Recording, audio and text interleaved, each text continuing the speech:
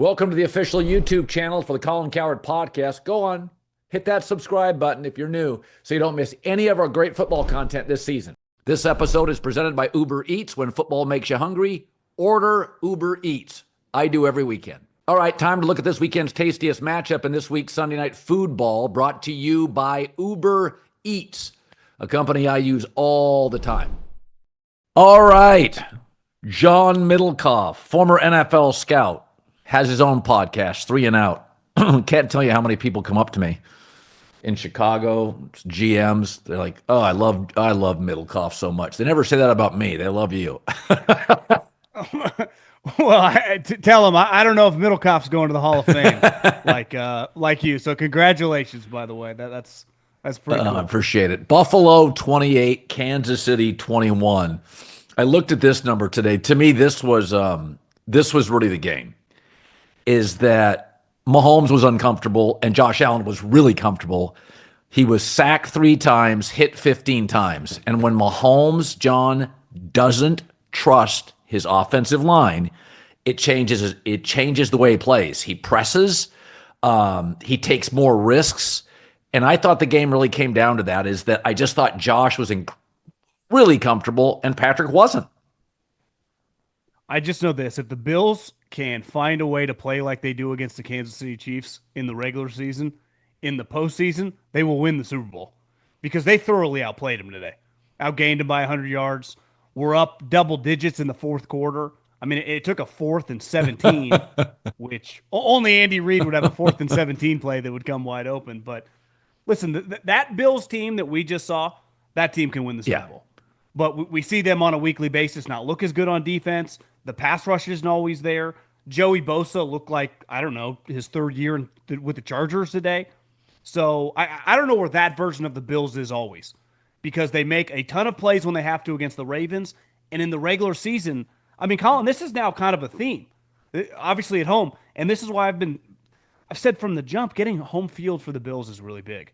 And today was a bigger game for them because at the end of the day, like, Chiefs have already won Super Bowls. Like, I think they will eventually win another one. But if they get bounced in the 1st or 2nd round one year, whatever, this year for the Bills, you just have to hold serve with the Patriots. They have an easier schedule than you. They keep taking care of business. If they would have lost today, they would have been at a 1-game deficit, and they've already lost to them. So there was a lot of pressure. And in fairness, I thought they answered the bell. Beside a couple plays in the second half, they were really good. Well, I mean, and the other thing Bosa is healthy. He's 30. Greg Rousseau is 25. AJ Epineza is 27. You know, these guys are in their athletic prime, and they've drafted pretty well in the back end. So Denver is now on a heater. Denver's 9-2, and now plays Kansas City next, and Kansas City is 5-4. And so now Joe Alt got banged up today, but the Chargers are 6-3. So you get into a really weird situation here where if Denver beats, I mean, it was the worst thing possible for Denver. I don't know what the line is. I'm taking Kansas City against Denver when Kansas City loses. But I think the thing that jumped out to me today was that, we've talked a lot about the defense. Ed Oliver didn't play, but we talk a lot about Buffalo's defense all year. So much of defense is effort. Right, like I was talking to somebody the other day about this. Is that offensive players out of high school, they'll follow a coach. Offensive players want the coach. Defensive players, high schoolers, they want to go to big schools. Right, most defensive coaches they see as the same thing. Defensive players are about wrecking things, and I do think, when you take that Buffalo defensive front and they play Mahomes, they play differently. It's different than playing Michael Penix. And I've always felt offense is about choreography, but I felt like the defensive front today for Buffalo knew the red light was on. That's what it felt like to me. It felt like they played with way more energy. Many of the same players played above what they've been playing at all year. I feel like defensive players can play at a different intensity level depending on the opponent. 10 times they've played 5-5, and I don't know. I thought that was the difference. I thought the defensive line for Buffalo was great. Well, Can I piggyback off what you just said about the defense? I think, and I've said this now for a while, that when you look at the NFL and they've tried to clean up the Yeah. game, right? So now when you watch, guys are much safer. They take a very conscious effort to officiate dirty calls. And I think most guys now, if you're 25, you have gone through college in the NFL being taught how to hit, right? And not use your helmet. But I do think if we mic'd up defensive coordinators, like if you got the defensive meeting room on Saturday night and before the team came out this week and probably all week, fans would be uncomfortable what's being said in there, especially from the Buffalo side. And you could go around the league. I bet if you got Brian Flores mic'd up this week on Wednesday night, on Saturday night, it would make a lot of people uncomfortable with what they're. I enjoy that, and I know what I'm. But I still think the way they talk and what they preach, it still has similarities going back to the 80s and the 90s. And Buffalo's front is really talented. They just lost Ed Oliver. The first round draft pick from Kentucky. I mean, Patrick Mahomes. Listen, I'm with you. His offensive line was in tatters. You can't throw that interception late in the game because they never got the ball back. Essentially, right? So it's like that was killer, and they just need some more impact plays on defense. We'll talk about the Steelers. Well, what happened today? Their high-priced guys, especially up front, made huge plays. So when you're playing in playoff games, I'm sure we'll talk about the baseball game too. Sometimes you just need a random guy to make a big-ass play, whether that's a tip ball for a pick, whether that's a fumble, and obviously your stars to make big plays. So, Buffalo and Coach Reed and all the Brett Veach, all those guys will tell you, Josh Allen is the best player they play and has been for now 5 years. I mean, because not only he matches his play against the other randoms against them, and he's one of the rare ones, if not the only guy, who has consistently done that now for 4 Well, they were 60% on third down. They had 140 yards rushing. I thought, and I thought it was going to be high scoring. And I said, I'll take Kansas City. But when these two teams play, you never count Kansas City out. But I felt like today, this was Buffalo's day because Buffalo had lost at home to New England. So again, I watched that game. The intensity felt different today. It feels different in the stadium when Kansas City plays there. You get Nance, you get Romo. It just feels different. And Josh Allen, they said this during the game. 79 rushing touchdowns in 8 years. Jesus, that's just insane. He is one of the things when I watch, and I feel this way to a lesser degree with Lamar Jackson, but I do think there are certain things. I guess I would say this. I feel generally Kansas City has slightly better personnel than Buffalo. But right now, does Buffalo have the right ingredients? Star running back. Mahomes doesn't. Better defensive front with more high-level guys, right? Chris Jones has not had a great year. So we know Buffalo and Kansas City have good GMs and great quarterbacks, and we know Andy's very clever in these games. But a lot of times, John, it's units. The 2 times Mahomes has been blown out in Super Bowls, he had a bad O-line. The O-lines are both fine, although Kansas City's got overwhelmed today. But that defensive front right now for Buffalo, it reminds me, there's just a lot of guys. I feel like there's just a lot of guys that play. Throw Milano in there when he's healthy. I mean, Josh is only 29. He's going to have 6 more cracks at the Super Bowl minimum. But I felt today watching him, I'm like, they've got it. They've had it before, but Cook playing at this level, Buffalo's got all the ingredients. I would say this too: if Kincaid is going to look like that, that's what they drafted him high to look like a Laporta, to look like a Tucker Kraft, a Kittle, a Kelsey. So if he's going to play like that, I mean, Cook. If you had to look at 2025, you would say Jonathan Taylor's had the best year at running back. Right. McCaffrey is just week in, week out bringing it. And you would put Cook, I mean, he's been one of the best running backs in the NFL this year. And you watch him on a weekly basis, not really debatable. So you get high-level tight end play. You get high-level running back play. I would say since Cook has become a high-end starter, it's really changed the Bills' offense. And it's made Joe Brady look a lot better. The other thing is, if you have a good defensive line, the Chiefs are missing their star rookie left tackle, who's been gone now for several weeks. Today they had multiple injuries at right guard, at left guard, and at right tackle. Well, that means your backup left tackle is starting because Simmons is gone. So you actually are going to like a backup's backup. The domino effect was pretty big, and you just saw him kind of under duress. And the reality is sometimes when he's under duress, he will make decisions like, other run-of-the-mill quarterbacks and not one of the great players we've ever seen. And he did today. That was this week's Sunday Night Football, brought to you by Uber Eats. When football makes you hungry, get game day deals on Uber Eats. I do every week. The official on-demand delivery partner of the NFL. Order now. I just did it. Left guard and right All tackle. right, Chicago Bears 47, Bengals 42. What a game. I mean, it shouldn't have come to this. I mean, Chicago had it wrapped. I was thinking about this with the Bears. So they got that block field goal to beat the Raiders, the Jaden Daniels fumble to beat Washington, the 58-yard touchdown to beat Cincinnati. You make your own breaks, mostly.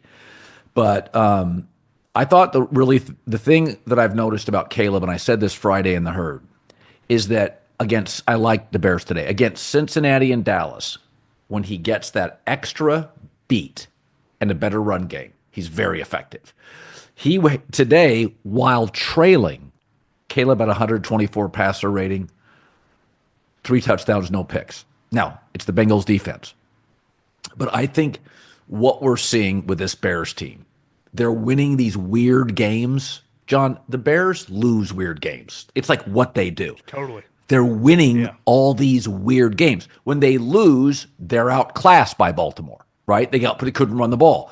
But they're winning the weird games. And, I mean, Caleb today is 20 of 34. He's never thrown a lot of picks. He had 5 carries, 11 yards a carry. I do see growth. I absolutely do. Operationally, there was another moment that just drives me nuts. But there's something to be said for a losing organization. You saw the horsepower. He does not throw a lot of picks.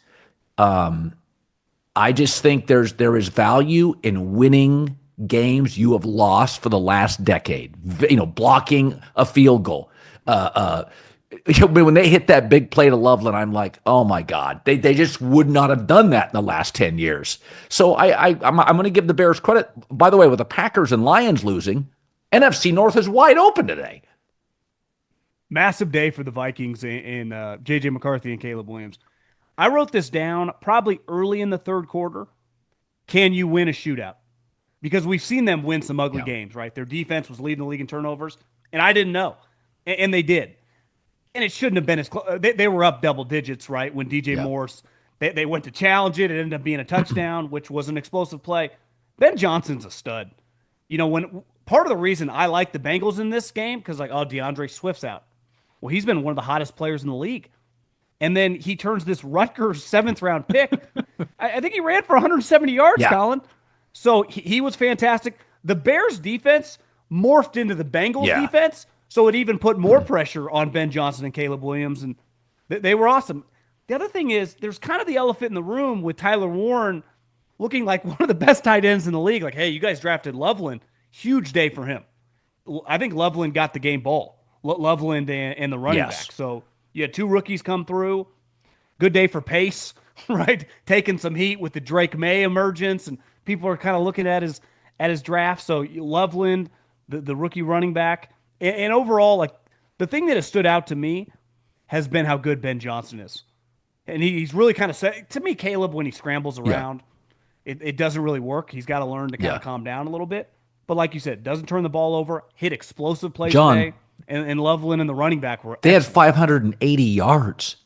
Jesus, that's a lot of yards. They averaged 7.6 yards a play, dominated time of possession.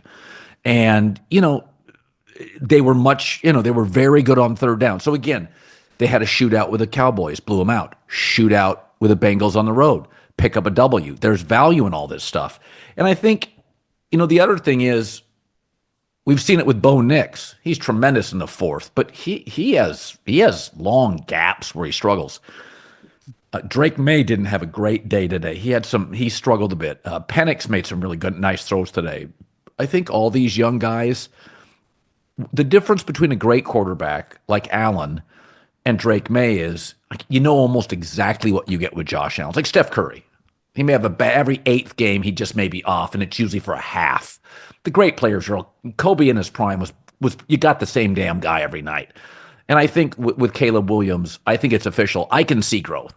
There's no question he is a better football player this year than last. Would you agree that you can see growth? Yeah, he's definitely better. He's solid. He has not been. It's his bad plays when he scrambles around. It feels like the offense is just so out of sync because it's like, could he just sit in the pocket for an extra second, even throw the ball away? And a lot of his scrambles don't turn into explosive plays. But today, when I can live with the bad if you're making explosive plays and throwing touchdowns. I'll say the same thing with J.J. McCarthy. I can live through growing pains if you're accounting for several touchdowns a game, right? And I think you saw it today with both guys, is they're good are scoring plays. So if you're giving me touchdowns or big chunk plays in the passing game, I can live with a bad sack or a misplay on 3rd and 7, right? That it's when you're not getting even. Yes. So you're not getting the layup stuff and you're not having, scoring touchdown level explosive plays. So yeah, Caleb, they have explosive players. There's no question. I like Chicago skill players. Like him a lot. I mean, to be able to go to a backup running back, and he's kind of a jitterbug. He's a smaller guy. He might be kind of the pitter patter of his feet. He was running fast. Yeah, he was really moving. All right, Minnesota 27, Detroit 24. Before we get to J.J. McCarthy, Goff got sacked 5 times, hit 11, 10 tackles for loss. Brian Flores was on his game today. They couldn't run the football at all. So it was Amon St. Brown and Sam Laporta were excellent, but Detroit could not run the ball, and that's kind of the engine that makes everything slick and click there. J.J. McCarthy was, after the first couple of drives, he was about 50% again, but I got 2 touchdowns, ran for another. Okay on 3rd down. I thought he was very good in the scripted stuff early. Overall, he moves well. He looks. It's funny about size. He looks a little small to me. It's so funny. Mahomes is 6'1.5". He feels huge to me. I don't even. Aaron Rodgers is 6'1.5". He feels 6'4". McCarthy, it sometimes feels like he gets engulfed. But overall, I thought he moved well and played pretty well. Did you have a strong take on him? I think your take on the weight, I think it's a girth thing. Is that it? Your size, your thickness. Because Russell Wilson never felt like he was small, right? Even though he's 5'10", because he's 220 pounds. Caleb's a good example. Shorter, but feels he's 6. Like he's and Caleb's 6 feet tall. I'm taller than Caleb by like an inch, but he's thick. One thing we said about JJ last year during the injury, and I think Albert Breer and a bunch of guys, he lost a bunch of weight and was like 185 pounds. So I think it's harder for him. Mahomes probably weighs 230 pounds. So I think that factors in. The number one thing with JJ today were the good plays were touchdowns. Yeah. So if you're going to count for 3 touchdowns, you could have 20 incompletions and have some terrible plays. It's when you're not scoring and bringing none of that to the table. It's just a complete disaster. Flores, I thought, if you're going to give one game ball to the coach today, it'd probably have to go to him because you're on the road in Detroit. That was excellent. I mean, his guys were flying around. Goff's good against the blitz, and early on, I think they had blitzed like 5 or 6 times. They had sacked him on 2 of them. Goff was all out of sync. He was. Their offense was out of sync. And it felt like he gave the speech, we're going to have to win this thing. Because in fairness, coming into that game, and they kept hitting on it on the broadcast. I thought Tom did a good job. He said, there's no one disputing his arm strength. But, Burkhardt must have come in late from the baseball game last night, was there. Talk about a guy grinding. And Brady's big thing was, clearly he knows Kevin pretty well. It's like sometimes you need to do a changeup. Sometimes we need to get some off speed. Sometimes you need touch balls. Because you watch, the arm strength is fine. But on some of these balls over the middle, on 3rd and 8, and even in his interception was a little behind. His it was that. Like Caleb, like some of these guys, is a work in progress. Yeah, JJ's interception was low and down, and the Lions player came over it. No, that's Matt Stafford is the master of tempo. Like he can sling it sidearm, he can throw heat, and I think of it. It is a little bit like being a baseball pitcher. What I worry about with J.J. McCarthy is, and I felt like this with Brock Purdy. When the Niners, Christian McCaffrey is upright, I don't even care who the quarterback is. I mean, like if Christian McCaffrey plays today, he had half their yards.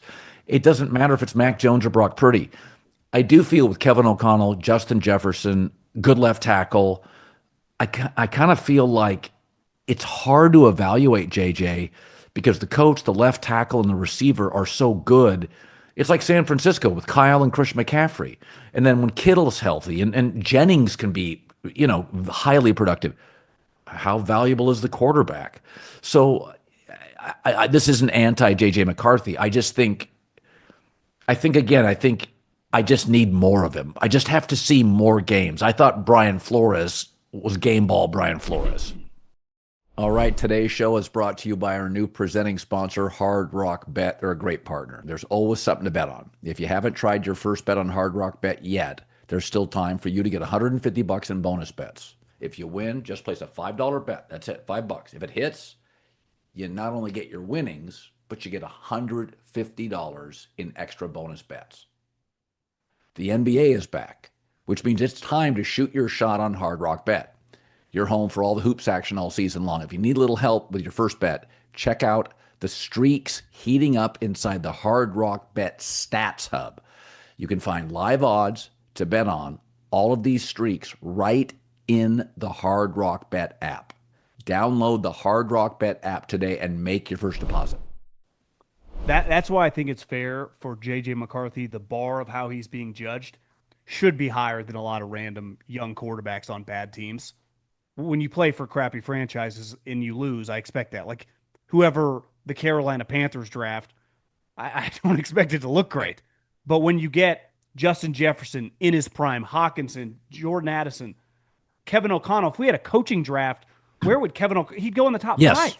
So everything, and this was Trey Lance's thing, when you get drafted to a team whose expectations are, let's win 14 games and compete for the conference championship. You just get judged a lot differently. And I'll give JJ credit. In the Bears game, he had huge moments in a big time. Today, at the end of the game, with the game on the line, his coach put it in his hands and he delivered. And that's where I think a lot of his defenders go with the quote-unquote, he's a winner. There is some winning characteristics when you're comfortable in big moments. You go back to that moment against Alabama, where it looked like Harbaugh had this all-time great roster, and he was going to lose in the playoffs to Nick Saban on probably, I bet Nick would say, one of his worst ever playoff teams. JJ made some great plays.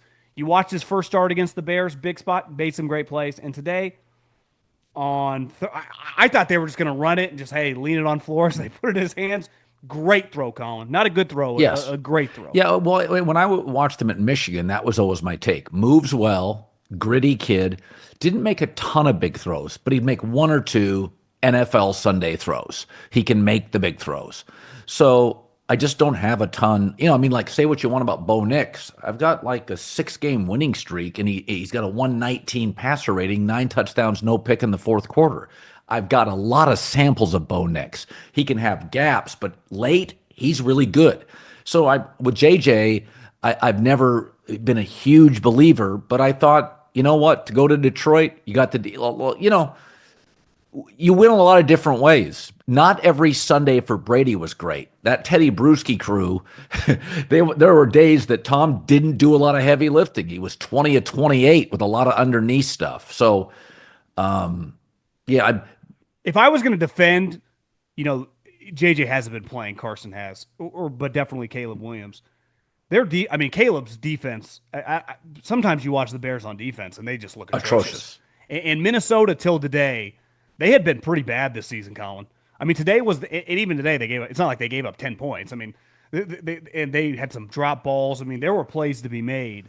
Like the defenses on those two teams. Bo Nix. We might have just watched the two best defenses in the league play each other today, right?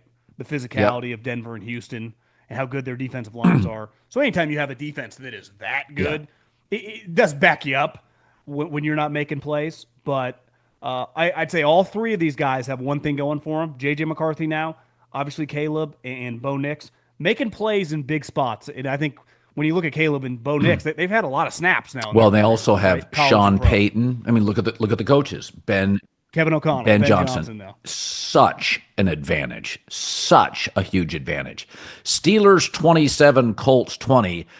Pittsburgh's defense is completely feast or famine. In the two best wins for the Steelers, New England and Indy, 11 takeaways. In the other games, they can be the Bengals. They have huge holes. So I'll say this, Aaron Rodgers, I've defended him all year. Brett Favre's first season with the Vikings. Remember that magical season Brett Favre had with the Vikings? Favre had 33 touchdowns and completed 68% of his throws. Aaron is on pace to have 36 touchdowns and complete 68% of his throws. Both struggled with the Jets, which is Siberia, right? Nobody, Darnold, Favre, Rodgers, nobody can win with the Jets. This was a great example. Daniel Jones did not have a consistent run game. The Steelers defense. And again, we saw it it's amazing. We saw it with Minnesota today.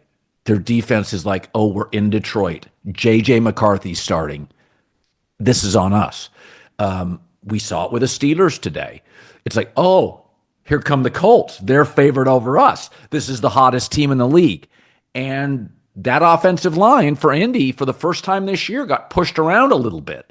So, Daniel Jones, 31 of 50. Again, I don't think Daniel Jones should be throwing 50 times. When you don't run the ball, that's what you have to do. But this was another example. We've talked about this all day today. Buffalo's defense playing Mahomes. Defense is about like energy and juice. And I thought Pittsburgh just feasted today. Looked like a different defense than they had in most of the weeks this year. You bringing up that Minnesota team with Favre, I think it was 09. Yep. I just looked, Jared Allen, who just went into the Hall of Fame, had 15 sacks that year. And I think the last couple weeks you've been watching, you just gave TJ $100 million. Where has he been? And today, I thought their season was on the line, this game. This is a Tomlin spot as an underdog. He was just in the same spot against the Packers and got killed. So if you would have played the results before the game kicked off and said, well, the Steelers lose. So I've seen them lose at home to Seattle, Green Bay, and Indy. 3 playoff teams. Like, you got Baltimore running you down written all over you. You need to win this game because all of a sudden you lose. You have 4 wins. The Ravens have 3, and they are trending up, and you are trending down. I thought this was a kitchen sink game, and it was 7-0, and Indy had the ball, and they were driving. I feel like they score a touchdown here and go down 14-0. The Steelers' season's basically over around Halloween. Yeah. And TJ Watt made the play, forced the fumble. They got the ball back. They scored. And then I think they scored like 10 more points. It's 17-7 at half. You're like, okay. And then they just started creating turnover, sacks, picks. It's like, well, if their defense plays like this, they can be a terror. They could be a 10-11 win team that could win a playoff game. But the defense we've seen the previous 2 weeks, Colin, they not only have no shot in the playoffs, they weren't going to win the division. Yeah. So it's just what TJ Watt, who's kind of the heartbeat really of their team, which is classic Steelers, right? A pass rusher. But when he plays like that, the other guys feed off him. Yeah, they could beat. They didn't just make Indy look bad. I mean, they were killing us. They made Daniel Jones. I wrote down, like, does this give you any pause? Because if he plays a good defense, I don't want to say he just completely melted, but it was because he's getting hit a lot. But man, it did not look good. No, he didn't play. The Rams game again, he wasn't as dominant. I think it's really interesting that, Mike Tomlin, I don't think is terribly current in terms of, O-line development and run game. And this is where I think Aaron deserves a lot of credit. Aaron didn't play safe much in his career unless he uncorked a couple of bad interceptions, and then Aaron would bring it down in a game. Like he was protecting a passer rating. And I noticed it, but I don't think this team, I think he's playing this team, I've said it 10 times, I think he's really playing the position the way a Steeler quarterback should play the position. This is a high completion percentage offense with big targets that you can get the ball, they can break a tackle. This kind of team, and I think Aaron has to lead the offense. Tomlin on his own over the last 7 years has not shown an ability to get the O-line of the run game right. But, Pittsburgh's always been, under Tomlin, such a good dog. And also, the Ravens won Thursday night. So that put more pressure on the Steelers as they watched the Ravens blow out the Dolphins. So it's like, oh, crap. So I think a lot of things. I mean, Daniel Jones had 1 touchdown and 3 picks today, and I thought it was fairly obvious that from the very get-go there was a different attitude. When you back Tomlin into a corner, his teams have always played differently. That's why I thought he was kind of at a fork in the road spot, because if he couldn't win this game, his time with the Steelers is over, because this is his spot. The other thing, looking at, obviously they couldn't. I mean, they had the lead all the second half. They ran for 38 yards, Colin. They averaged under 2 yards a carry. Did you see Diana? She put out a bunch of like trade scuttlebutt, I think, yesterday, and one of the things were Brees Hall with the Jets, who Aaron knows. Like, listen, you miss on Caleb Johnson. Maybe in a couple years he's fine, but right now he can't help you. You're all in on this season. If Aaron goes, listen, I like that guy a lot, I think he would help, shouldn't they be really interested in that? Because they feel like they need a running back desperately. Well, yeah. They're asking Jalen Warren to carry the load, and that's just not really his I mean, thing. they've done a great job through the years to draft edge rushers and wide receivers. They're hit and miss on quarterbacks. I could make an argument it's go time. I honestly think Aaron's going to play this year and next. Do you? I think he's going to. I think he's comfortable. I think. I don't know. He's not getting hit a lot. I kind of feel like this is about. I said before the season I thought they'd win 8 or 9 games. It's gone better than I thought for Aaron. I really has. It's a little smoother.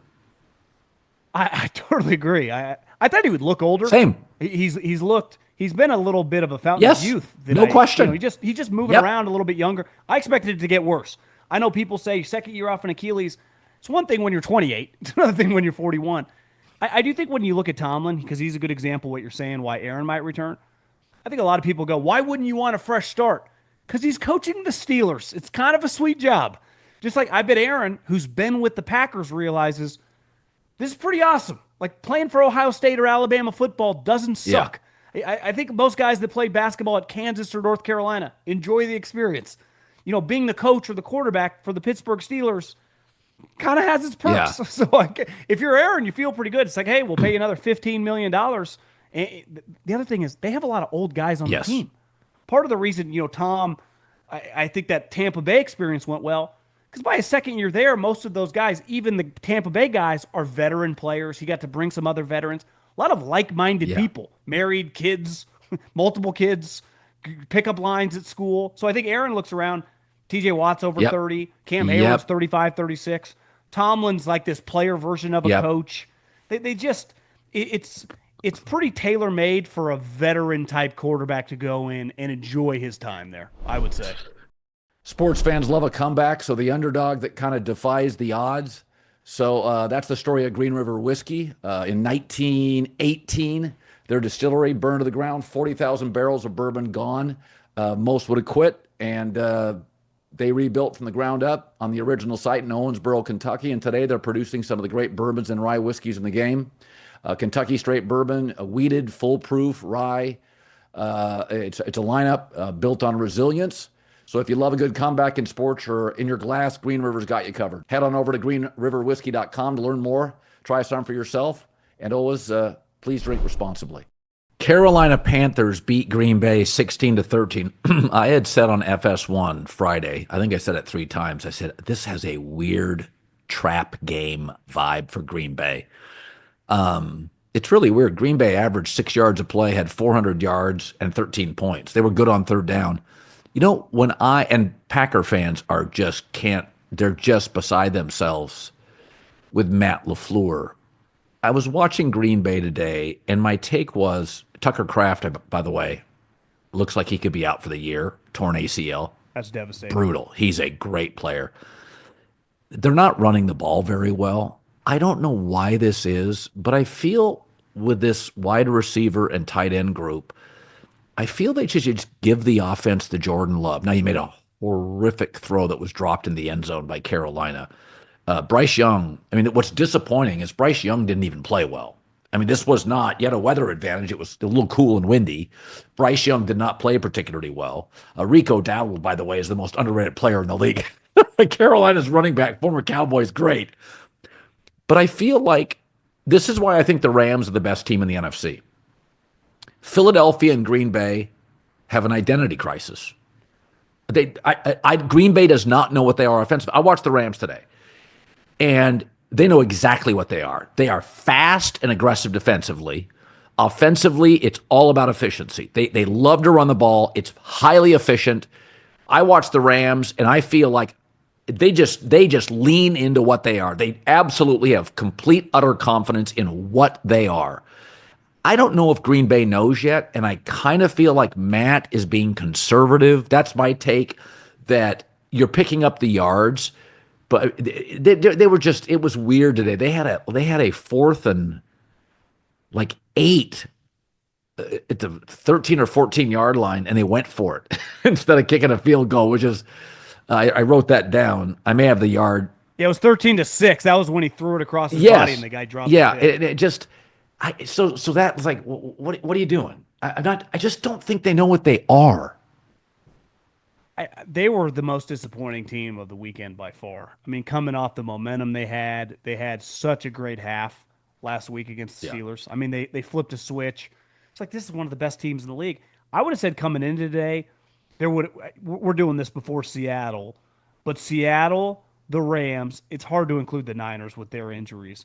So I'd go Seattle, Rams, Pittsburgh, Philadelphia, and then the 2 teams from the North. But you watch, obviously, the Lions, their quarterback can't really move, and if you can hit him, and then whatever goes on with this Green Bay offense.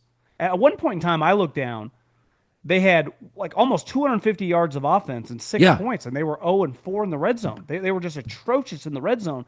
I saw Matt LaFleur say after the game, is like, hey, they're taking away our explosive plays, so we're just dinking and dunking to death. But I don't know. I mean, obviously Carolina's a little better than No. I mean, they are 5-4, and I think the dust is going to settle, and they're going to win 8-9 games and be very competitive and have some upsets.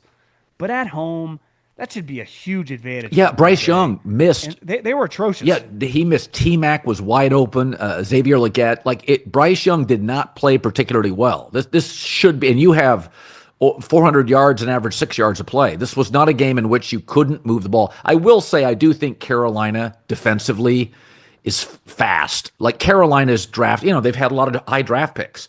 And, people always look at the first round pick, but you're drafting high in the 2nd and the 3rd and the 4th and the 5th and the 6th. So Carolina's got some guys. I mean, they can get really physical. They're quick. But I think this is something that is really under-discussed in sports.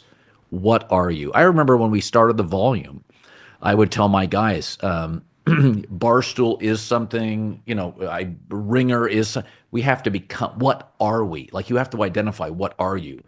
And without doing a big branding campaign, you just have to become something. And I look at the best teams in this league. Buffalo, I think, has a real sense of what they are right now. I don't think Green Bay knows. And it's weird because Matt's an offensive guy. He should have a greater sense of what they are. Offensive coaches generally, like Sean Payton, Andy Reid, McVay, I rarely doubt the identity of the offense. I mean, Kyle Shanahan knows. Basically, Christian McCaffrey is the offense. The quarterback's less relevant than the star running back. But I look at Green Bay right now, and I think they have to – that's a team that needs like a bye week or a come-to-Jesus meeting. That's what it feels like. Matt LaFleur needs a come-to-Jesus meeting with Jordan Love. Give him the keys. They're not running the ball consistently, and go for it. Well, I think in their 2 losses against the Browns and obviously today, their offense really let them down because their defense is not allowing points. I mean, I think the Browns game, they lost 13-10, and this one they lost 16-13. So that is squarely on your head coach's side of the ball and ultimately your quarterback, who you're paying a lot of money, who we just saw last week. I mean, I understand the Steelers' defense was a little off, but how good did Jordan Love look last week? How is there a more Jekyll and Hyde player right now in the league that on any given game he can look like the MVP of the league? And then today, you go, what the hell was that? And part of it, I think it's very fair to combine him with the coach. I do think at the end of the day, LaFleur has proven he's more like Kyle. He wants to run the ball than he is an Andy or. And Josh Jacobs is Josh Jacobs is a very good player. He's a top 10, 12 running back. He's a very, very good player. But if Kraft is injured, that's devastating. It is. It's not that Green Bay can't run the ball, but they don't. To me, when I watch them, I don't feel like that's their identity. To be honest with you, I think Kraft and Love sometimes, like, that's who I trust.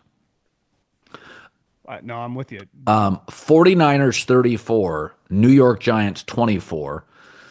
Christian McCaffrey had 28 carries. He led San Francisco in catches, rushing touchdowns, 50% of total yards. He's so good. They dominate time of possession. I will say this: Jackson Dart again. I talked to Jason McIntyre today, and he's a Jets fan, so he's like, I don't know what he is. He moves really well. He plays. You can see his confidence. He hit 7 different receivers. To me, I feel like they found their guy. That's what I mean. That no neighbors, no scattaboo. I watched him today. I don't think personnel-wise this is a great 49ers defense, but I don't know. My take is I just see the confidence, kind of the thickness, the arm. He moves well. If I'm the New York Giants, honestly, I don't care if I win games. I want another great draft pick. I think they found their guy. Yeah, I think the big picture question mark with them is, does Dable get another year? Because this was his guy. Or do you just blow it up and you get him on the cycle of all these young quarterbacks over the last 3 or 4 years that derails their career? And to me, he's shown enough that you can make the argument either way. I think that Scattaboo injury from an energetic, there was some oomph that he brought to the team that is you can't replace once you lose that to go hand in hand with Dart. And they've already lost Neighbors. So he's throwing. I mean, look at the guys he's throwing to here. Darius Slayton, Wan'Dale Robinson. It's not now you could say the same thing for the Niners, but the Niners still have more healthy players, and Kyle's a better coach than Dable. So you saw Kyle Shanahan roll in with Mac Jones and control the game. The other thing is, Mac Jones is a good example that after that first year in New England when Josh was there, they won 10 games. Over the next 2 years when he was the starter, and he got banged up a little bit during that time, he won a total of 8 games over his last 2 seasons in New England. He's won 5 this year for Kyle Shanahan. And I think Kyle mentioned after the game with Purdy's turf toe, like, it's all year. If he is able to come back, he's just going to re-injury. It's not one of those things that go away. There's a decent chance that Mac Jones just starts the rest of the season, and they win 10 games. Some years, Sean's had a couple of these the last couple of years when you're not going to win the Super Bowl or even get there, but it's kind of a little bit of a pelt on the wall. This is a big year for Kyle, kind of muscle flex, winning all these games with Mac Jones. Because you watch all these teams get to their backup quarterback, and they just crumble. And he should beat the Giants. But to just go in and handle a team on the road with your backup quarterback like that it's really been pretty. This is a team that's ceiling is limited now because of the injuries, but they look like they're barreling toward 10-7. With they might have just lost their first round pick today to an ACL, the kid from Georgia. Yeah, I'll die on this hill. I think Mac throws a prettier ball than Brock Purdy. I think he's a little less reckless, and I think he throws a prettier ball. I think he throws a first round draft pick ball. I think Purdy moves better. I think Purdy sees the field really, really exceptionally well. But when I watch Mac Jones and he's got time to throw, I think he throws a really good ball. Yeah, I would say neither of them, where I would disagree is neither of them have first round ball out of their hand. But I think Mac is probably more natural because he's a little taller, throwing from within the pocket. And Purdy's just a dynamic thrower on the run and pretty accurate down the field. But Mac, over the middle of the field, I mean, they just signed Kendrick Bourne off the, literally, he was just in the airport, didn't have a job. They signed him. He just, every single game makes plays. But like you said, McCaffrey, it's pretty crazy. I mean, they play the Rams this week at home, which they probably shouldn't win with their injuries, but that they're even in this position. If Kyle does win a game like that and sweeps the Rams and just has them more than 10 wins, I'm probably not going to win Coach of the Year, but he should be in the mix because what he's doing with the team he's rolling out. The difference of his team and the Giants team injuries is not much. All the guys he's lost, he's probably lost more. I don't think any team in the league has lost more guys than that. Maybe you know what's remarkable to me, and maybe I was thinking about this today. So the Rams beat the Saints 34-10. Time of possession was 43 minutes to 17. I mean, it almost felt like a practice. Is that whereas Philadelphia and Green Bay kind of struggle to figure out what they are, because the Dodgers are taking so much glare in Los Angeles away from football and should. The Rams are really good. I mean, we forget they went in London and they blow out Jacksonville like 35-7. Rams right now, John, are really, really good. Puka came back today. Corum played okay. They have a two-headed run game now. They have 4 healthy tight ends. Jordan Winningham, that 6th-round draft pick. They have a 6th and a 7th-round wide receiver that can play a little bit. The defense is excellent up front. I think quietly, I mean, if you took, and I really believe this, I think the Rams are the most consistent, best coached, right now healthiest team. I don't think the O-line is great. I think it's very good. I think they have a great guard tandem. But and I had this was a lower right-hand corner game as I was watching Kansas City and Buffalo. Right. But Jesus, we've seen a lot of upsets this year and a lot of weird shit. That thing today was a practice. It was just easy peasy. And Stafford at one point, I don't know what he finished. He had 4 touchdowns, no picks. Jesus, they were getting 7 yards a carry. The Rams are really good.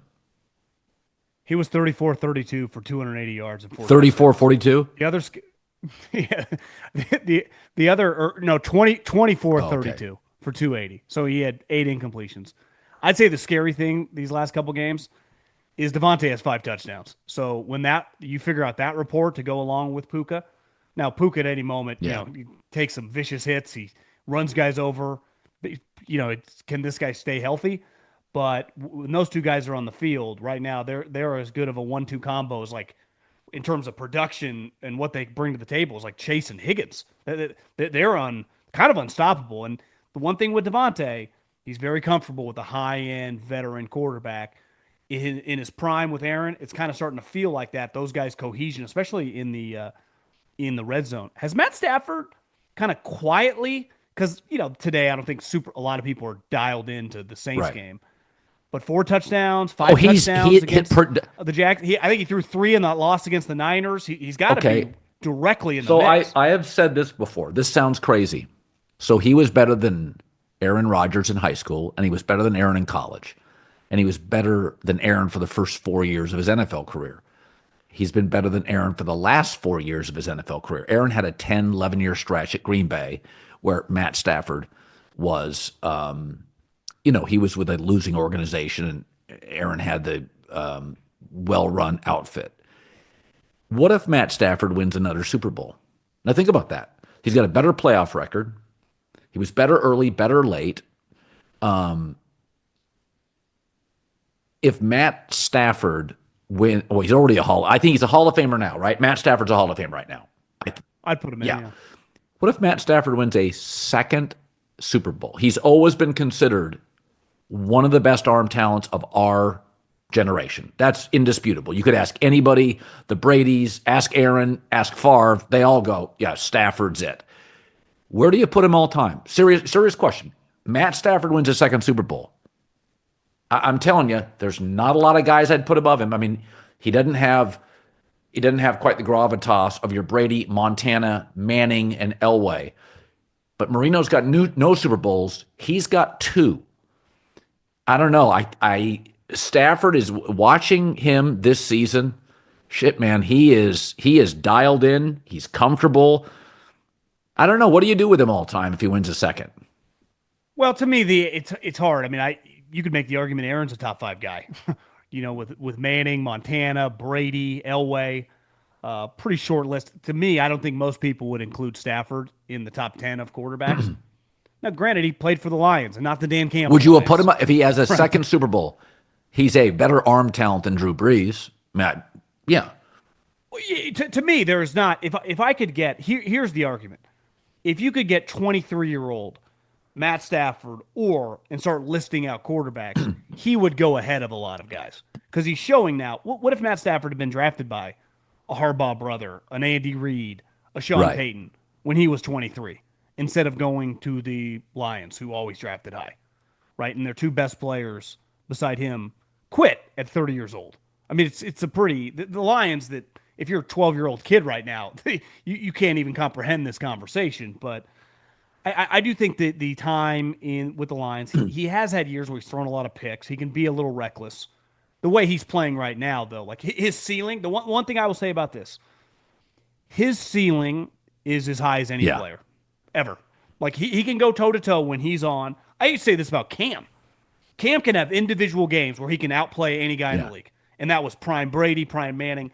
Now, Stafford's a better player than Cam, but in that same vein of like, if you get Stafford in the right day or the right month, he can just be the best player in the league.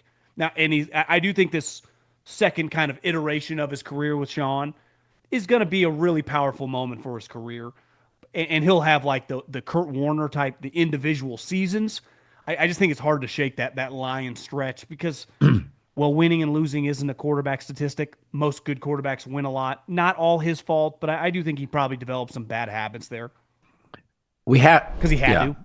Football season's here, and if you want to go to an NFL or college football game, Game Time is the place for you. The Game Time app just gives you the advantage back to you, the fans. It's a hack for unlocking amazing tickets and experiences in a few taps. I love it.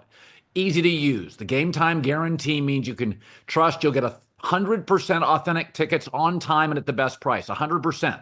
So they even let you preview your seat on the app. That's special. Plus, fees are always included. So what you see is what you pay every time. Take the guesswork out of buying professional football tickets with Game Time. Just download the Game Time app, create an account.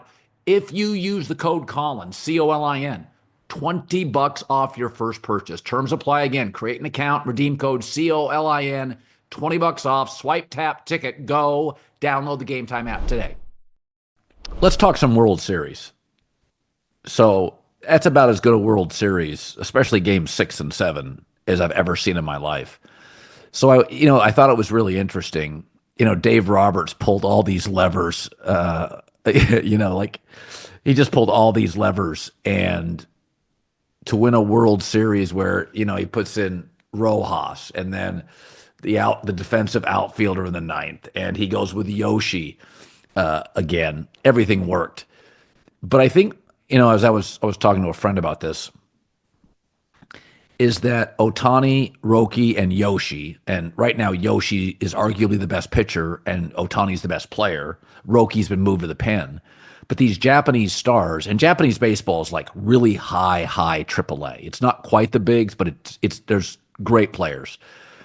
And the Dodgers have so separated financially from everybody else on the West Coast that they always had money, but the gap now between the Dodgers and the Giants and everybody else, the Angels and the Mariners, is that these Japanese stars, between weather and proximity and how well run the organization is, and the Dodgers are smart, so they said, listen, the only downside, the taxes, just defer the payment so you can get paid when you've retired and live somewhere else.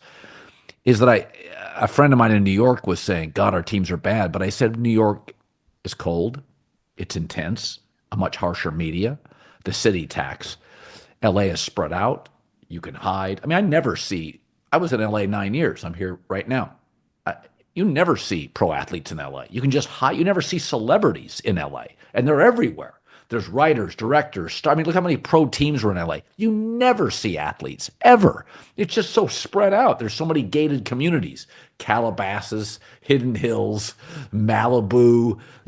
Everybody's got these enclaves, Beverly Hills, Bel Air, windy roads. You can hide. Thousand Oaks. And I think the Dodgers right now, Steve Cohen's got money with the Mets. The Yankees have money.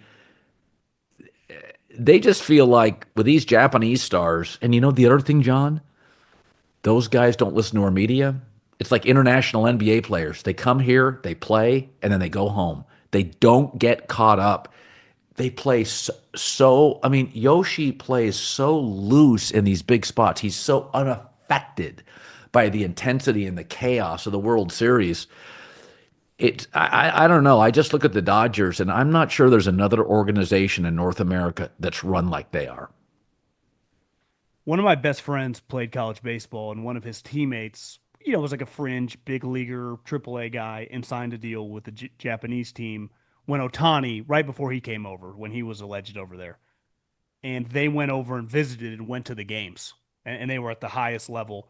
And they said that it felt like an SEC football game. The intensity in the environment in Japan, the way these Yamamoto and Otani grew up playing, I mean, they make it right when they're 16, 17, 18 Yeah. years old, start playing in that league. And they just said the intensity of the crowd would be like going to Alabama, Auburn.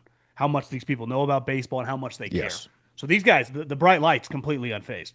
When Otani was like 1 of 25 through the first whatever of the playoffs, it wasn't because he was overwhelmed. Just he couldn't see the baseball, right? But the difference I would say of baseball, like the Warriors can't win unless Steph is incredible during the playoffs, right? In the NFL, you can have a random guy make a big play in a Super Bowl or an NFC championship, but your stars, your star quarterback, your star pass rusher have to come through or you will lose. In baseball, that's not really how it works. I mean, I was a Giants fan. Cody Ross in 2010 hit home runs off Roy Halladay that no one saw coming in Philadelphia. The Dodgers won the World Series last night. You could argue because they rolled out 4 guys they're paying a combined $1.5 billion to, or because their ninth hitter in the ninth inning hits a game-tying home run where they were going to lose the World Series.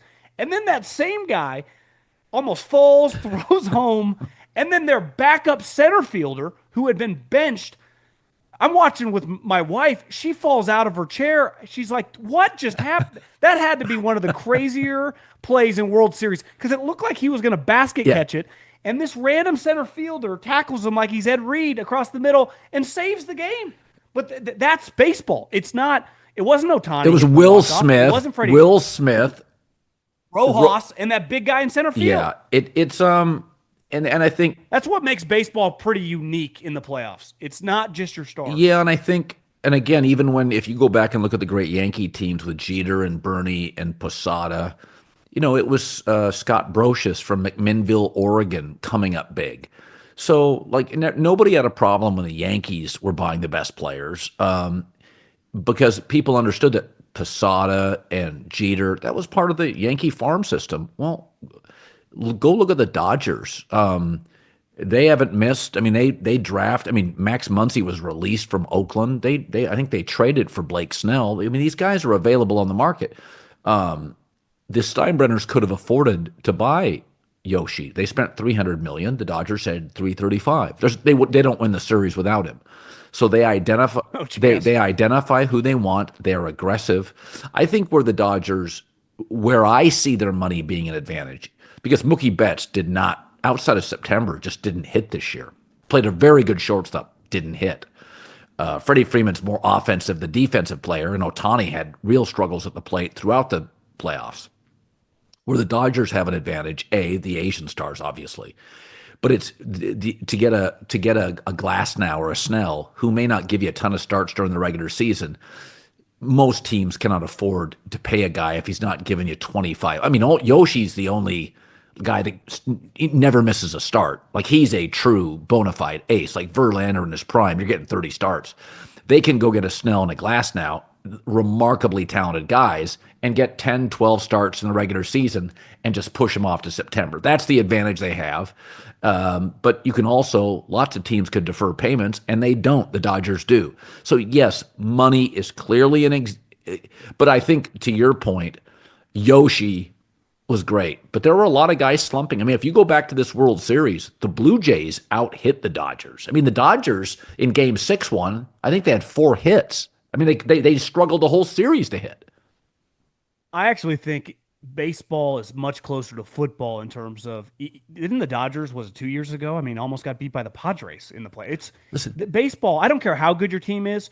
In basketball, when I got the Kevin Durant Warriors, I'm going to need Achilles tears and ACL tears to lose. Other than that, I'm a lock to win. Shaq, Kobe, Lakers, some of these teams, it's going to be 90% chance I win.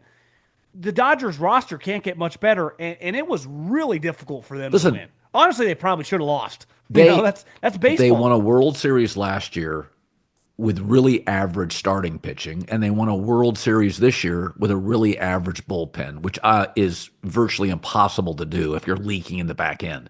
I mean, Yoshi basically is why they won the World Series. But I will say, having spent 9 years full-time in Los Angeles, they just don't make a lot of mistakes. They don't. I mean, they let Zach Greinke go. They could have made a big bid for him. He went to Arizona. They let Manny Machado go. They don't make a lot of mistakes, and they've also let Cody Bellinger go. They've let good players, leave. So money's obviously a part. But, I mean, the truth is, in the NBA during the David Stern years, money was a part, but the New York Knicks weren't winning. Some people don't spend the money as wisely. I mean, we know game day revenue. The Giants and the Jets have much greater game day revenue than Green Bay. Green Bay spends their money more wisely. So when I was working in radio, I got to go to a lot of the A's were really good then, kind of in Billy Beane's prime, and the Giants were winning a bunch of World Series. And I think sometimes in baseball, especially probably over the last decade, it gets overlooked because we spend so much time talking about these kind of the quote unquote nerds running the right. sport. I do think the best kind of nerds understand character and Yeah. cohesion.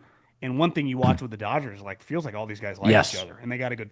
I would say with the Blue Jays, it jumped off the Yeah. screen. It was like this team looks like a college team all playing together. The San Francisco Giants always had that. Billy Beane always did a really good job of finding the right mix of guys. Baseball is about more, and you watch the Yankees, it seems like missing a little something. That's the knock. Like at the end of the day in baseball, you still got to have some fast guys that can run. And you watch the Dodgers and definitely the Blue Jays, they got their best players are athletes. Yes. The Yankees are a good example. Their best players all look like move like defensive tackles. It's like you guys need. Well, the Yankees strike out too much. They don't play small ball. The Dodgers have the ability to. I mean, listen, Toronto hit the ball more consistently. The Dodgers had the better starting pitching. I mean, if you go back to the last year's World Series, the only time the Yankees competed with the Dodgers is when Garrett Cole pitched. The Yankees didn't look athletic enough, didn't run the bases well. They're not a very good defensive team. The Yankees strike out too much, and they have tons of money. So, I mean, it. You think that's one of the most thrilling endings to a World Series you've ever seen? I think Game 6 and Game 7, the final innings are the greatest, most drama-filled. You have to go back to the 75, I think it was 75 World Series. It was Reds against the Red Sox. It's that Carlton Fisk homer at Fenway where he's, waving at it. And I remember watching that as a kid. I mean, that's the first baseball memory I have is like the 74, 75, 76 Cincinnati Reds because I was in Seattle. We didn't have the Mariners yet. And that's when I fell in love with football over baseball. But mid-70s, the Big Red Machine, I fell in love with it. And that had, I mean, I can go back to that series and throw names at you of guys you've never heard. But I thought the magnitude, it was just so, I mean, Dave Roberts had to pull so many damn levers, going with Rojas, like old guy. I'm not even sure when his last home run was. Dave Roberts said after his wife kept telling Rojas the whole series, you're going to hit a home run in this series. You are. And he's like, I'm not playing. I'm not getting up. She's like, you're going to hit a home run tonight. So I just thought it was just everything. The announcing, the imagery, Fox, the Blue Jays. I mean, Blue Jays over-under was like 78.5. Talk about a team that just mashed and overachieved. Good for them. Before you get out of here, though, we do got to mention, last night was a pretty big win for the Trojans. Where, not gonna lie, at halftime, 14-6, it felt pretty bleak. It went, is Lincoln about to be the skinny Brian Kelly here because he can't win a road game? Listen, so USC beats Nebraska. I thought it was an uncreative, uninspiring effort. I mean, they completed 9 passes. Now Nebraska's corners are pretty good. So, I think it was a tough environment. It was, and they had a walk-on right guard and a walk-on running back. So they were off a bye. They're still beat up at running back. They found this kid out of Calabasas High, this walk-on. He is as good a walk-on. I mean, it's just amazing how good this running back is. I think it's is it Miller King or King? Yeah, King Miller. I'm sorry, King Miller. USC when they're humming, they get random guys like was Clay Matthews a walk-on, Yeah. so they should get their walk-on should be a little better than But some. I think watching USC last night, this was my big takeaway, is that they're always offensively clever. Lincoln runs the football way more than people give him credit for. He loves to run the football. He's very much Sean McVay. You think of smart guy, high energy, up-tempo. Sean McVay loves to run the football. Lincoln Riley loves to run the football, and he deserves a ton of credit. Jaden Mayava, I watched him at UNLV. I never even thought he was close to a pro player. Last year at USC, he didn't start the year starting. I thought he was sloppy and reckless. I didn't trust him. He has been coached way up. He'll get drafted probably second or third round, maybe third round. He has been coached up dramatically. But I come down to this with USC. We're 4 years in. You can't just be good at home. You can't just be good when everything it's 72 degrees. And I watched them in that first half get pushed around. They couldn't throw the ball. I don't know what they are beyond clever offensively. And I feel like they're an uneven program. Now, their recruiting class in 2026, now it's high schoolers, so a lot of guys won't make impacts. But I think when I watch USC, John, my takeaway is this roster is a direct result of poor Southern California recruiting prior to next year's recruiting class. Lemon is a very good player. The other kid that jumps out is Elijah Page. They flipped him from Notre Dame, but they just don't have a lot of great Southern California LA kids on that roster. Hell, the walk-on running back pops. Kamari Ramsey, the safety, well, he's from UCLA. They got him over. They just don't have a lot of great LA kids, and that was the pride and joy of Pete. They've done a much better job in the last 12 months in that regard, but they feel like they just don't have a ton of juice athletically. That's my take. Well, obviously Ohio State's the cream of the crop, and I always get forwarded to these games, these big games down in Southern California. It's like, well, this guy's going to Ohio State. This guy's also going to Ohio State. It's like, well, if you're ever going to go from barely be able to beat Nebraska with their backup quarterback, who felt a little overwhelmed, Yes. right? So once Dylan Raiola was Yep. out, and I give the kid a lot of credit. He looked like he wanted to come back in. He broke his Yes. leg or foot, so it's like he was clearly in a lot of pain. Tough kid. And isn't the backup quarterback for Nebraska's from Southern California? So I was like, hey, if this guy looks good, this is going to come on Lincoln. Now, luckily, he looked a little overwhelmed. I thought that was a massive game for whoever was going to win it for either one of those guys. You know, Matt Rule, okay, we keep you from going to Penn State. Here's 30, 40 more million. Let's win a big game. And hey, Lincoln, we'll give you a little bit of a break not being able to beat Oregon and Ohio State, but can you at least beat the Minnesotas and Nebraskas on the road? And it felt like I didn't have much faith for you, Colin. I thought, now, once he missed that field goal and they drove right down and they scored that touchdown and got that too, Lincoln is not like Mr. Emotional Kirby Smart. He got so he was fired up when he missed last that night. field goal. I went, whoa, he knows this is getting everyone off his ass a little bit. He needs this game. I kept thinking during the game, man, that flight home is going to be dark. That is going to be I thought it's a big win too for your conference realignment. That game on TV's kind of pops. That works. It does. It's a good TV It product. was. No, it was really fun to watch. I mean, I two-screened it. I was, the Dodger game. Like, I don't like I do a lot of Twitter stuff during the day. At night, I don't do a lot. You know, I'll pour a cocktail. I watch a game. I put the phone away. I want to watch the game. But I thought there was a time there, early Saturday night, about 8 o'clock, I thought, boy, this is going to be bleak. Jen Cohen is going to have to sit down with him, the AD, because they're going to get beat at Oregon. They may win out beyond that. They'll beat UCLA probably. But when I watch USC, my take is 4 years in, I just don't see enough great elite LA kids. I don't. Yeah, I think Big Ten's probably a little disappointed they're not a little better because they're probably just going to get Ohio State, Indiana, and Oregon into the dance. And if USC had a little more oomph, they would be a four bid league. All right, last week I took a big favorite, Kansas City, and covered for Hard Rock Bet on Monday Night Football. I'm going to take the Cowboys at home to cover against Arizona. Kyler Murray is healthy. They're not starting him. They're going with Jacoby Brissett. Here's the thing about Dallas, and this has been true for years. Dak is really, really good at home. His splits are dramatic, and I'll give credit to Brian Schottenheimer. They have used George Pickens excellently. Because of Pickens and CeeDee Lamb, safeties can't cheat. The run game is substantial. I think Arizona is a franchise that's trying to find an identity. The Cowboys have one, especially at home. I'm going to take Dallas to win by about a touchdown and cover that spread. I'm going to take the other side, Colin. Jacoby Brissett almost took down the Indianapolis Colts. So when he's played their offense, I think Kyler got benched for a reason. Jacoby might be better. +3 against that defense. I don't mind taking the Cowboys to win, but I think the Cardinals cover. Great stuff.